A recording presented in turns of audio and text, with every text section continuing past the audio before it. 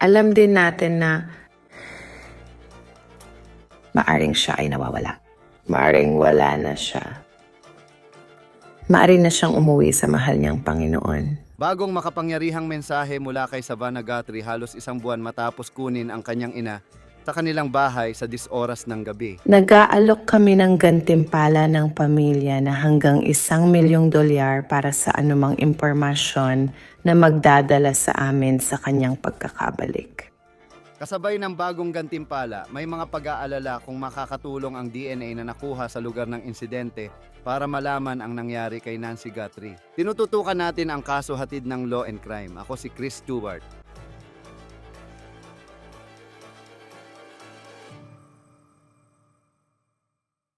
4 na linggo nang hinahanap ng mga awtoridad ang 84 na taong gulang na si Nancy Guthrie. Bago tayo pumunta sa bagong impormasyon mula sa pamilya Guthrie, gusto ko munang ibahagi ang update tungkol sa DNA na kasalukuyang sinusuri na natagpuan umano sa bahay ni Nancy Guthrie. Iniulat ng CBS News na may alinlangan kung sapat ang DNA sample na nakuha sa bahay ni Nancy para makuha ang magagamit na profile. Para magamit ito sa CODIS, ang pambansang database ng FBI, o magamit sa pagsusuri sa isang pribadong DNA database para sa investigatibong genetic genealogy. Ngayon, ayon sa CBS News, may source to sila na nagsabi sa kanila gamit ang mga salitang quote, mababa ang antas kapag pinag-uusapan ang DNA sample na ito. Ngayon, ginagamit ng sheriff ng Pima County ang isang pribadong laboratorio sa Florida para sa DNA testing na naging kontrobersyal sa kaso ni Guthrie. Ayon sa ulat ng Reuters mula sa opisyal ng FBI, may pagkadismaya dahil hindi direkta ipinapadala ng sheriff ang DNA sa FBI laboratory sa Quantico, Virginia,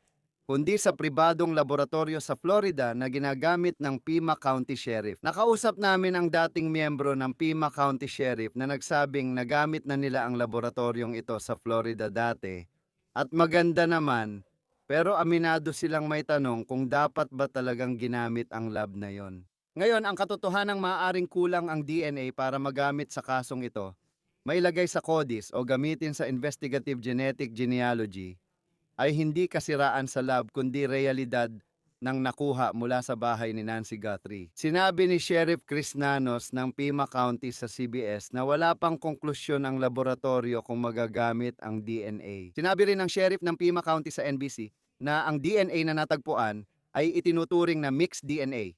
Ibig sabihin, ang sample ay may DNA ng higit sa isang tao. Sinabi rin kamakailan ni Nanos sa NBC na nagkaroon ng ilang hamon ang laboratorio sa pagproseso ng DNA. Hindi siya nagdetalye, pero sabi niya, nakinig kami sa aming laboratorio at sinabi nilang may mga hamon dito. Nauunawaan namin ang mga hamon, ngunit alam din ng aming laboratorio na mabilis ang pag-unlad ng teknolohiya.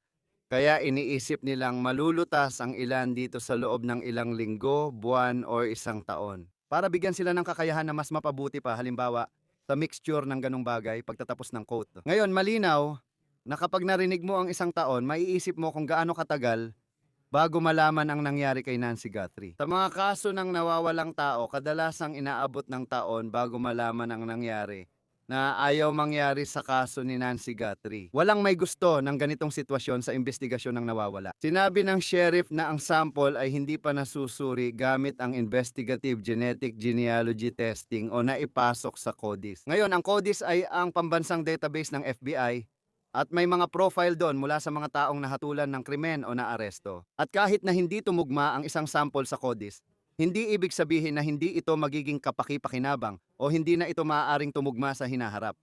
Tinatayang nasa 6% lang ng populasyon ang laman nito. Ang FBI ay nag-aalok ng gantimpalang $100,000. Bukod pa rito, may pribadong gantimpala mula sa Crime Stoppers na galing sa isang personal injury attorney sa Wisconsin na halos $100,000.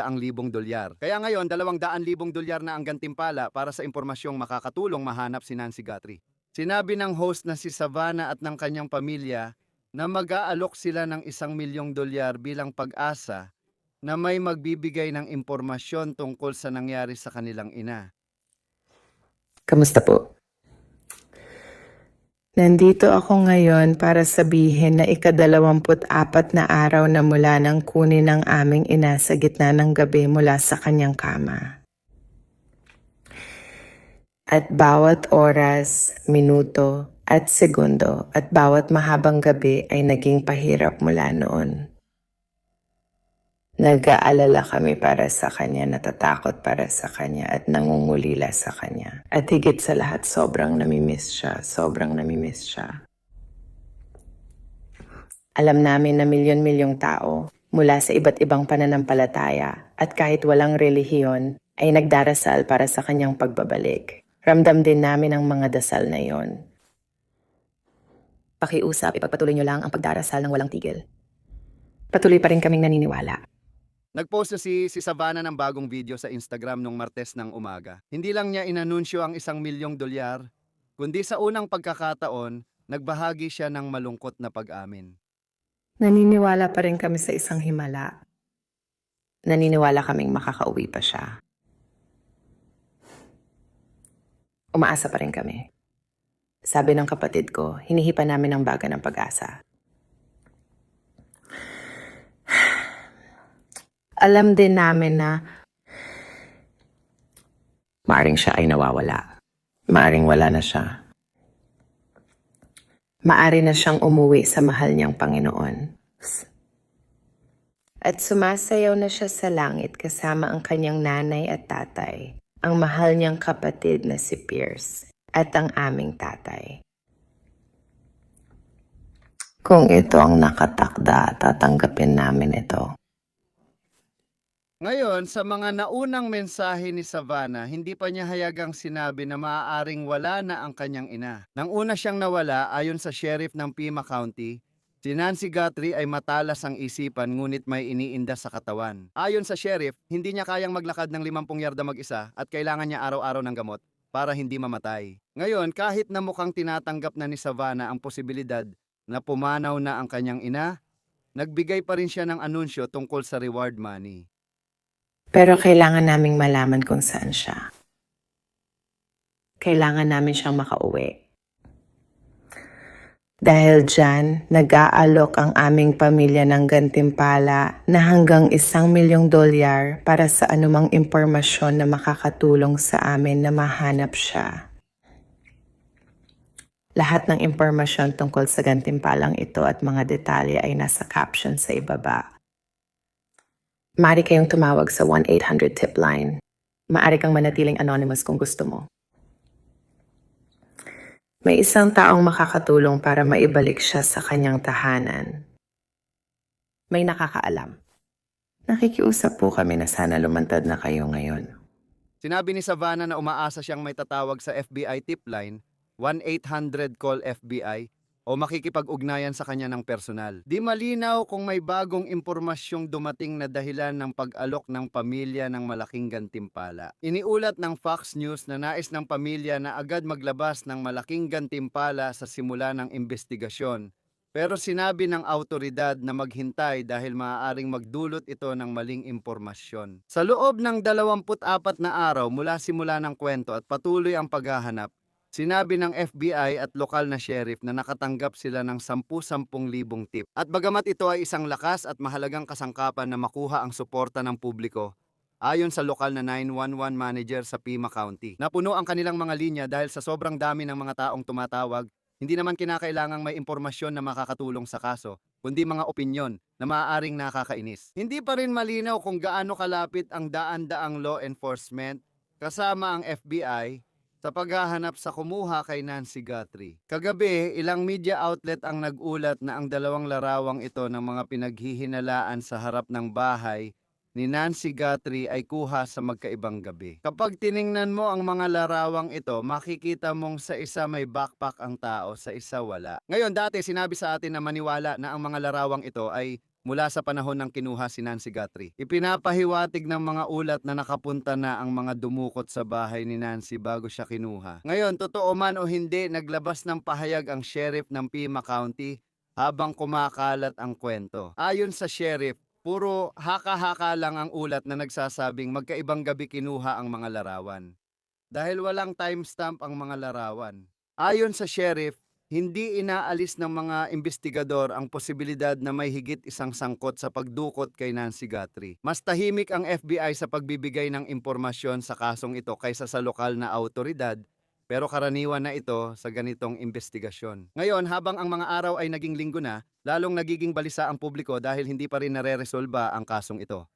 Nitong weekend, nagpunta ang mga grupong voluntaryo para maghanap sa bahay ni Nancy Guthrie. Ganito ang naging tugon ng sheriff sa pamamagitan ng isang pahayag na nagsasabing, quote, may mga voluntaryong grupo na nagtanong tungkol sa pagpunta sa lugar. Sabi ng sheriff, hiniling na bigyan ng espasyo ang mga investigador para magtrabaho. Pinapahalagahan natin ang malasakit nila at gusto rin nating mahanap si Nancy pero mas dapat mga profesional ang gumawa nito. May volunteer opportunities sa PCSD para sa gustong sumali.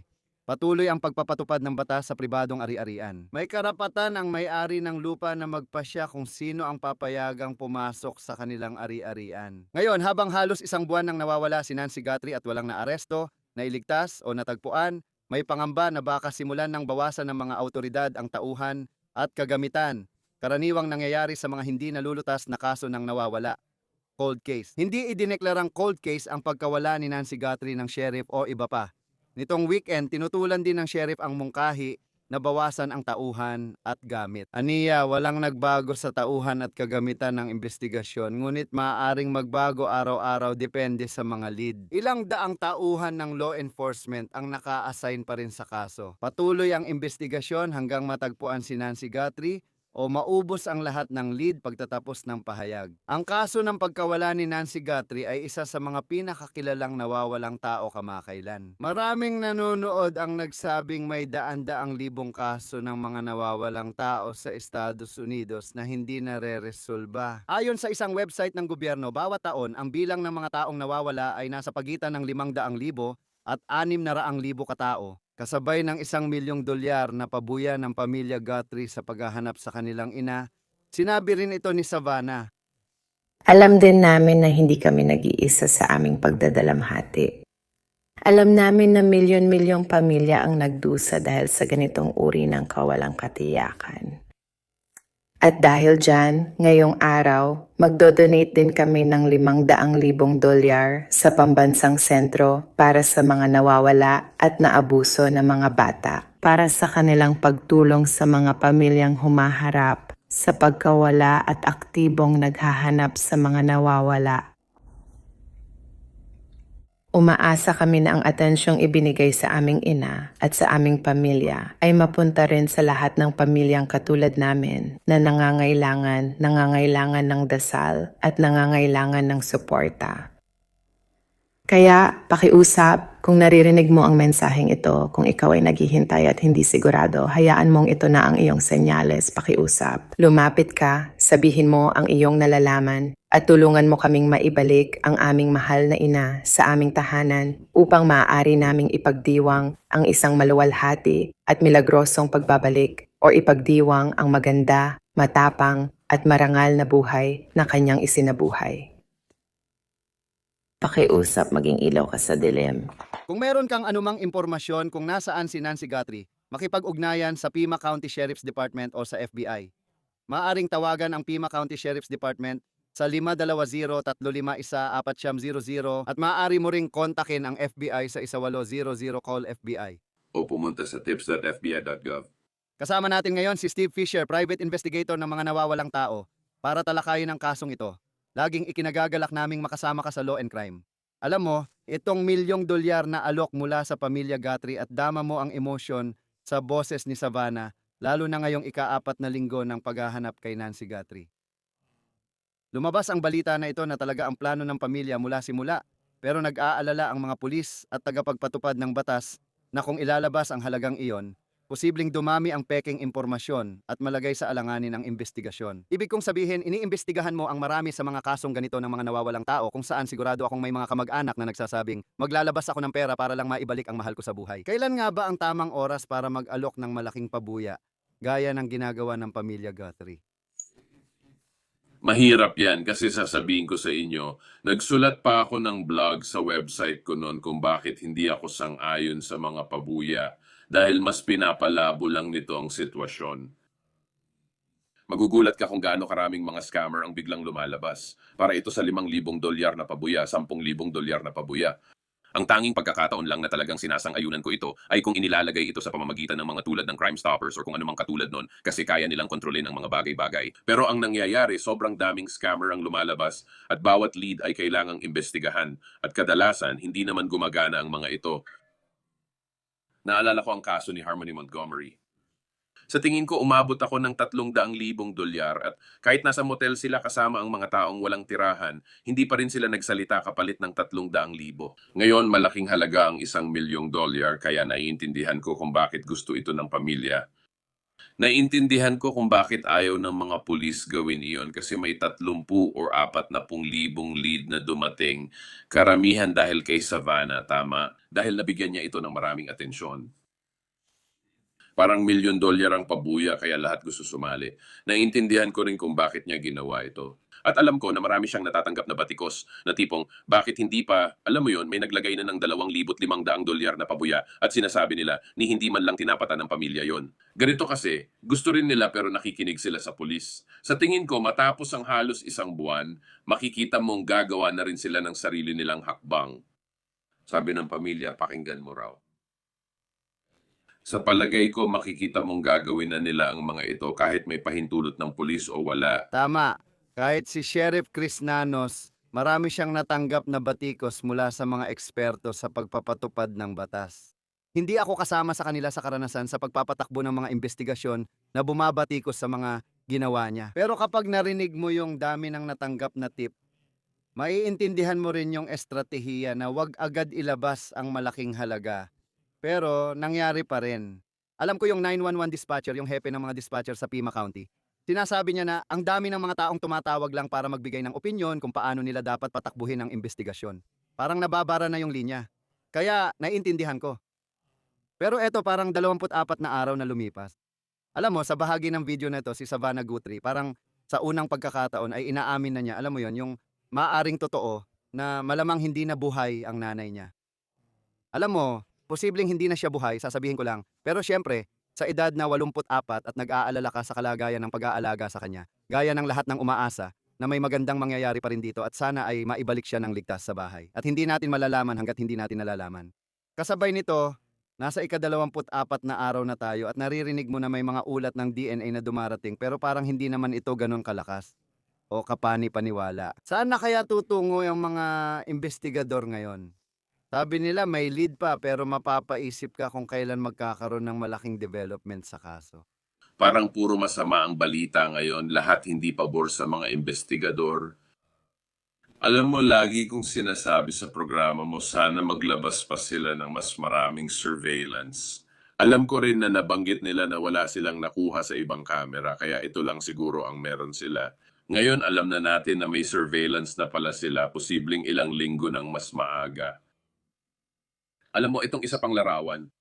Kaya parang nagawa nilang balikan pa yung iba pa doon, alam mo yon, or nakuha pa nila yung mas marami pang footage. Kung may mas marami pa silang footage, tingin ko yun ang susi, di ba? Ngayon, kapag pinagsama mo pa yun sa isang bagay na kayang gawin ng $1,000,000 na gantimpala, siguradong maglalabasan ng napakaraming tao, mga psychic at kung ano-ano pa. Pero mangyayari din na kung ikaw yung kidnapper at may malapit kang grupo ng mga tao na alam ang nangyayari, siguro kamag-anak or kung ano pa man, siguradong mapaparanoid ka na baka mismong mga tao mo ang magtaksil sa'yo. At pwedeng magdulot yun ng kakaibang alitan sa loob at magsisimula ng gumawa ng mga kakaibang galaw ang mga tao. At alam mo yon, kaya ang laki ng halaga na yan ay pwedeng magdulot ng kakaibang sitwasyon kung saan sila-sila na mismo ang nagkakagatan. At alam mo, kusa na lang talaga lumalabas yon. Pero alam mo, ano ang susunod na hakbang? Dapat lang silang magpatuloy. Makinig ka, tingin ko dapat dagdagan pa ang paghahanap. Hindi ko maintindihan kung bakit tuto lang sheriff sa mga voluntaryong paghahanap na ito. Sabi niya, kailangan daw kumuha ng search permit. Wala namang ganun, wala namang permit para sa search and rescue, sa totoo lang. Ibig kong sabihin, kung nasa pampublikong lupa ka, pwede kang maghanap. Alam mo yon, basta hindi ka lumalabag o pumapasok sa bawal na lugar at iba pa. Hindi dapat lumabas ang mga tao doon maliban kung kaya ng kalusugan nila. Ayaw nilang magdulot ng dagdag problema sa mga unang rumesponde. kailangan pa rin may magbantay doon kasi kung 24 na araw na wala pa rin siya, malinaw na itinapon na siya kung saan. Malamang ibig sabihin nito ay sa bukas na lugar o tubig. Kailangan talagang may nagbabantay doon. Nagugulat ako na um, wala pa tayong nakikitang dagdag na search and rescue ng Pima County. Hindi pa sila humihingi ng tulong sa ibang county para sa mutual aid at wala pang dagdag na operasyon sa Himpapawid. Baka may alam talaga sila. Alam mo, parang kakaiba na mabagal silang maglabas ng impormasyon. Pero mukhang dapat pang palakihin ang paghahanap. Oo, napaka-interesante kasi, oo, sila. At sa isang banda, ibig kong sabihin, sa dami ng atensyong natatanggap ng kasong ito, alam ko na may kompetisyon sa mainstream media at mga streamer sa kalsada doon. At sigurado akong tinatangkang kontrolin ng mga investigador ang ilang tema kahit may dumating ng mga tagalinis ng pool at crew ng landscaping. Mapapaisip ka, gaano pa kaya ito ka-crime scene? May ebidensya pa bang natira? Parang sinabi rin nila na hindi sila interesado sa mga volunteer group na dumarating. Napansin ko sa post ni Savannah na pwede mong tawagan ang 1-800 call FBI or humanap ng paraan para makontak ako tungkol sa ransom. Paano mo nakita sa iba? Kasi kung ikaw yung may impormasyon at nakita mo yung $1,000,000 na halaga, malamang hindi mo iisipin na tumawag sa FBI kung gusto mong umiwas sa malaking parusa. At alam mo yung pagme-message kay Savannah Guthrie o paghahanap ng paraan para makipag-ugnayan sa kanya. Nakikita mo rin ba yung mga mas personal na paraan dito na hindi naman crime stoppers? Makipag-ugnayan kay Savannah baka makatulong sa kasong ito. Oo. Oo, 100%. Hindi ko rin naman ito sinasabi para sa sarili kong kapakanan. Hindi ko inaalok ang sarili ko sa trabaho, pero magiging matalino si Savannah kung kukuha siya ng pribadong investigador dahil may mga ayaw makipag-ugnayan sa pulis o FBI. Alam mo mga pulis sila, pero dahil yung iba ay nasa ganong sitwasyon, alam nila ang nangyayari dahil parang nandun sila sa sandaling iyon ng krimen. Pero makikipag-usap sila sa mga pribadong investigador. Sa tingin ko, kahit wala ng ibang dahilan, kung may pribadong investigador siyang pwedeng tumanggap ng tawag, sila siguro ang mga iyon. Makikipag-usap sila dahil alam nilang hindi sila tagapagpatupad ng batas, walang kapangyarihan para mang-aresto. At alam mo, imbes na siya mismo ang makipag-usap ng direkta, pero kung gusto niyang gawin yon, ayos lang din. Sa tingin ko, kung may lalapit man, malamang dadaan yan sa hindi tagapagpatupad ng batas. Direkta itong mapupunta sa kanya o alam mo na may magpapasa ng impormasyon para sa taong iyon sa mga autoridad bilang pansamantalang tagapamagitan. At makinig ka, sa tingin ko may posibilidad, may nakakaalam. Ibig kong sabihin, bukod sa lalaking nakita natin sa video, may iba pang mga taong nakakaalam. Ibig kong sabihin, dapat may 2, 3, 4 pang taong may alam. Pakinggan mo, malaki ang pera dito. Oo, totoo yan. Mapapaisip ka lalo na kapag hinigpitan mo ang investigasyon dahil hindi mo rin alam kung totoo ang mga nagpadala ng ransom notes. Alam mo yon, alam ko na 6 na milyon ang hinihingi nila yung unang ransom note. Pero pinag-uusapan natin dito ay $1,000,000. Hindi ito katulad ng taong naghahanap lang ng Bitcoin, isang Bitcoin lang para sa 6 na po. Paano naman siya? Gusto niya ng Bitcoin, bakit di na lang milyon agad? Kaya dun sa isa, ganun din pakiramdam ko. Pero dito, parang hindi naman. Parang napansin siya dito. Ngayon, parang nagmamasid na siya, alam mo yon, at hindi ko naman sinisiraan ng TMZ, pero talagang pinalaki nila yon. And alam mo ngayon, hindi na ganon. Sa tingin ko, alam mo, pakinggan mo, ngayon, pera ang nag-uusap at napakalaking halaga niyan. Kaya parang ngayon, pantay na ang laban. At sa tingin ko, kung may lalantad man, sa palagay ko mangyayari yon sa loob ng susunod na 24 na oras. Kung hindi, siguro hindi na sila lalantad. Sa tingin ko, walang kinalaman ng Mexico pagdating sa mga kartel. Pero posible ring may isang tao sa Mexico na hindi kasali sa kartel pero may sariling racket.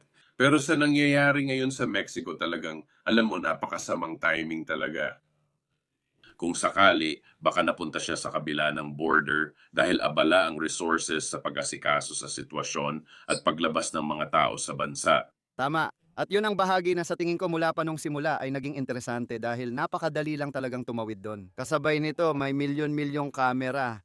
Madaling makatawid pero makukunan ka ng maraming litrato habang tumatawid ka. Alam mo interesante yung kwento sa timestamp kagabi kasi halos lahat ng media outlet Iisa lang ang balita sa loob ng isang oras. Parang Fox News, ABC News, News Nation at yung mga litrato na yon. Isa doon ay yung taong may backpack na nakita na nating lahat. May litrato rin siya na walang backpack. Yung mga magnanakaw nakuha na ng litrato sa magkaibang araw. Parang ito yung una at malaking pangyayari na naranasan natin sa kasong ito kamakailan. Pero pagkatapos, lumabas si sheriff at parang kumontra siya at sinabi niyang walang timestamp ang mga litratong ito at puro haka-haka lang lahat dahil hindi natin alam. Parang ganon kasi di naman talaga natin alam kailang kinunan yung mga litrato.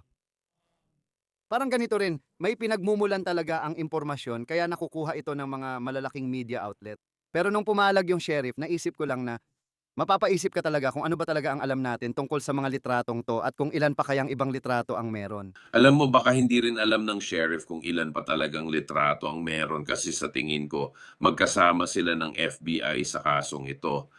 Sa tingin ko, hindi na ganun sila kalapit magtrabaho ngayon. Maaaring mas maraming information ng FBI na di alam ng sheriff.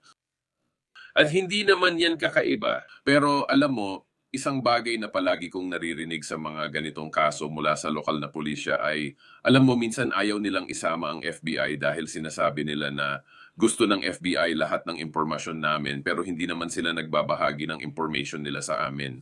Hindi ko tinutukoy ang PIMA kundi halos lahat ng kasong nahawakan ko ganun talaga ang nangyayari. Pero sa tingin ko, dahil sa ilan sa mga bagay na ito na nangyari dito sa proseso, sa tingin ko may dalawang investigation na sabay nangyayari. Oo, parang nagkakaisa sila, pero tingin ko hindi naman sila totoong nagbabahaginan ng maraming impormasyon. At sa tingin ko, magkahiwalay silang kumikilos, alam mo yon, kanya-kanyang galaw. At sa tingin ko, yung pagtagas ng impormasyon na yon, kung gusto mong tawagin na leak or kung ano man yon, malamang galing yon sa FBI. Oo, sila lang talaga ang may alam sa takbo ng investigasyon. Katulad din ng kwento ng Reuters ilang linggo na ang nakaraan tungkol sa DNA lab. Parang may konting kompetisyon o hindi pagkakaunawaan na nabubuo sa pagitan ng mga panig habang nagpapatuloy ito. Alam mo, ginamit ng sheriff ang mga salitang, alam mo, pwedeng ilang araw, pwedeng ilang buwan, pwedeng ilang taon. At sa ilan sa mga ito, at para sa'yo, alam mo naman ang mga kasong ganito. Nung una, hindi ako makaalis sa harap ng telepono kasi akala ko malulutas na agad ang kaso. Pero ngayon, naging bahagi na lang ito ng araw-araw at ika-24 na araw na ngayon. Sa mga ganitong kaso, gaano kadalas na inaabot ng mga buwan, kung hindi man taon, bago matagpuan si Nancy Guthrie o kahit man lang malaman kung ano ang nangyari? Ibig kong sabihin, pwedeng mangyari yan sa kahit anong kaso. Ang punto kasi, kahit na frustrado ang sheriff at binabanatan siya ng media at iba pa, hindi iyon sapat na dahilan para maglabas ng mga pahayag na ganyan para mo na ring sinasaktan ng pamilya. Alam ng pamilya na ganun ang realidad ng sitwasyon. Pwedeng bukas, pwedeng abutin pa ng isang taon na nawawala ang tao, hindi talaga masasabi. Pero si sheriff parang tunog talunan na siya. And sa tingin ko, hindi iyon maganda, alam mo, para sa situation ngayon. Sa tingin ko, kailangan niyang gawin ay kahit maraming batikos siyang natatanggap, yung iba doon ay hindi naman nararapat. Sa tingin ko, ito ay talagang, ibig kong sabihin, pakinggan mo, wala nang mas high profile na kaso sa alam mo kamakailang kasaysayan. Isinabak ka ron, hawak niya ay mga baguhan. Naintindihan ko lahat may ganyan, pero pakinggan mo, pwede ka rin magsabi tungkol sa FBI, di ba? Na hindi ito ang tamang panahon para gawin yan. Siguro kaya niya itinigil ang mga press conference kasi kung lagi siyang pupuntiryahin, mas mabuting wag na lang mag-press conference. Kailangan mo pa rin gawin yon, alam mo, kasi kailangan yun ng pamilya. At alam ko na alam ng pamilya, alam mo na mas marami silang ginagawa sa likod ng mga eksena, pero sa tingin ko mahalaga para sa pamilya na kasali ang komunidad. Parang kapag may mga tao, kapag may mga kinatawan silang nagsasabi online na, oh, pinaalis na namin lahat ng mga streamer dito at kung ano-ano pa. Alam ko na malakas ang presensya sa media ni Savannah pero nagsisimula na silang umalis. Umalis na ang mainstream media dahil may ibang kwento. Sigurado akong gusto pa rin nilang nakatutok ang mga tao sa kaso kaya hindi ko alam kung gusto niya talagang paalisin ang mga tao ron o pinalayas ang mga tao ron. Kaya, Alam mo, hindi ko alam. Sa tingin ko, dapat silang magsimulang magdaos ng maikling press conference kasi wala namang masyadong nangyari ngayon. Kasi ang nangyayari, sinasabi nila na walang nakatakdang press con. Tapos bigla na lang mga alas 4 or alas 5 ng hapon, may lumalabas na maraming impormasyon, mga importanteng impormasyon. Alam mo yon, nalaman natin na yung DNA ay hindi na magagamit. Alam mo yon, nakuha natin yung iba pang mga detalye. Alam mo yon, nakuha natin yung tungkol sa surveillance. Hindi man press conference pero may malalaking balita araw-araw. Ganun talaga. Sa tingin ko rin, halimbawa na lang, ngayong araw naglabas ng mensahe si Savannah. At naramdaman ko na parang mas may buhay ngayon sa kwento at sa coverage na natatanggap nito kumpara sa mga nakaraang araw. At iyon ay sa 4 na minutong Instagram video lang at malinaw na malaki ang ginagastos niya. Dito rin, napakataas pa rin ang profile nito. Ito ang kasong pinag-uusapan ngayon ng lahat sa buong bansa. At makikita mo yan sa atensyong natatanggap nito. Pero kasabay nito, tulad ng ibang kaso ng mga nawawalang tao at sigurado akong nakita mo na rin saan. Na parang sa isang punto tulad ng sa Pima County at ang kanilang budget pati na rin ng FBI. Alam mo kung may dosenang ahente sila doon, ano ang timeline na ng resources? Alam ko ring binabawasan nila ang puwersa. Pero tumutol ang sheriff at mainit pa rin ang atensyon. Pero ano ba talaga ang karaniwang timeline sa mga ganitong kaso para sa mga pulis na patuloy na magpursige araw-araw? Sa karanasan ko, lumampas na tayo ron. Makinig ka at binabawasan na ang puwersa kahit di pa nila aminin. Ibig kong sabihin, tinatanggal na ng federal ang resources nila. Babawasan nila ito ng dahan-dahan pero may ibang nangyayari. Ang FBI ay isang federal na ahensya, kaya may mga nangyayari at maglalaan ang Pima County ng kaya nila. Pero malamang marami pang mga lead na kailangang sundan. Pero kapag tiningnan nila, siguro iniisip nila, alam naming hindi talaga matibay ang mga lead na ito. Kailangan pa rin nilang sundan ang mga ito. Pero kaya nila babawasan ng resources. At sa tingin ko, ang pamilya, dahil isa sila sa 1% ng mga pamilyang nakakaranas nito na may kakayahang gawin ito, sa tingin ko kailangan nilang kumuha ng mga pribadong resources. Hindi ko sinasabing pribadong investigador lang ito.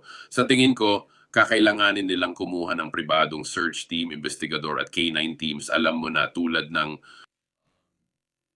kailangan nilang dagdagan iyon dahil alam mo, bukod sa bahay, wala tayong kahit anong direksyon kung saan siya pumunta mula sa bahay. Malaking pagsisikap ito. At kaya alam mo, baka nangyayari na iyon sa likod ng tabing. At alam mo, sa tingin ko doon papunta yon. Pero oo, magbabawas sila. Pakinggan mo, magbabawas sila ng mga resources at ginagawa na nila yon. Mangyayari iyon, tapos magsisimula na silang magsabi, well, nagtatrabaho kami sa investigatibong paraan. At kapag may lumalabas na mga lead, kapag may bagong impormasyon, kapag may resulta sa DNA or paghahanap o kung ano paman, nagulat ako na wala pang ibang search warrant na naipasa. Oo.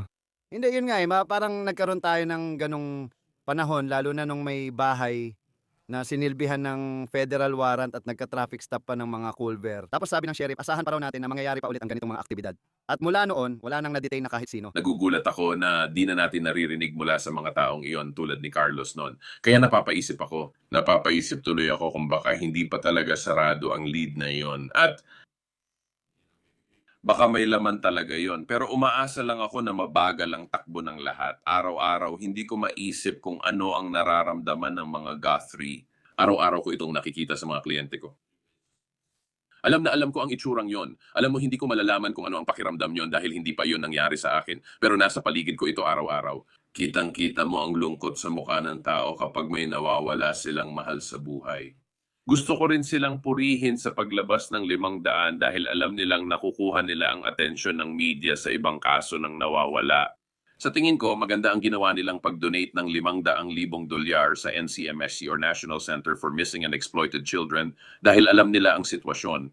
Alam nila na nakafocus ang atensyon sa kanila at makakatulong iyon sa paghahanap ng ibang bata. Sa tingin ko, magandang hakbang ito. Oo, totoo yon. At nakita natin, alam mo, sa kasong ito, dahil nga, alam mo, pambansang balita ito, Nancy Guthrie. Pero pati na rin ang dami ng mga taong nagsasabi na, hey, parang may mga mahal sa buhay na nawawala rin sa malungkot na sitwasyon pero hindi sila nabibigyan ng atensyon tulad ng kasong ito. Hindi ibig sabihin na mas mahalaga ang isa kaysa sa iba. At kaya yung 500,000, sana, alam mo yon, oo, napakadesenteng hakbang ng pamilya Guthrie ngayon sa ika-24 na araw ng paghahanap na ito. Umaasa ka lang, alam mo yon, na makakatanggap tayo ng abiso balang araw na may darating na magandang balita para sa kanila at sa lahat. Pribadong investigador ng mga nawawalang tao, Steve Fisher, laging ikinagagalak naming makasama ka dito sa Law and Crime. Salamat sa pagsama sa amin. Salamat sa pag-imbita sa akin. Bago magtapos, narito ang mga numerong pwedeng tawagan kung may impormasyon kayo tungkol kay Nancy Guthrie. kontakin ang Pima County Sheriff's Department o ang FBI sa Pima County. Ang numero ay 520351400. Maaari rin kayong makipag-ugnayan sa FBI sa 1800 call FBI o pumunta sa tips.fbi.gov. Paalala mula sa mga operator ng 911 sa Pima County, Arizona. Bago tumawag para magbigay ng impormasyon, magtanong muna sa sarili bago hawakan ang telepono. At tulad ng paulit-ulit na sinabi ng mga operator ng 911 sa Pima County, Arizona, gusto nilang tiyakin na ang mga tao ay tumatawag na may totoong potensyal na impormasyon na makakatulong para mahanap si Nancy Guthrie. At hindi lang opinyon tungkol sa kung paano tumatakbo ang kasong ito. Dito nagtatapos ang episode ng On The Case mula Law and Crime. Mag-subscribe sa amin sa YouTube at Spotify. Mapapanood na rin ang On The Case sa Peacock. Ako si Chris Stewart. Hanggang sa susunod.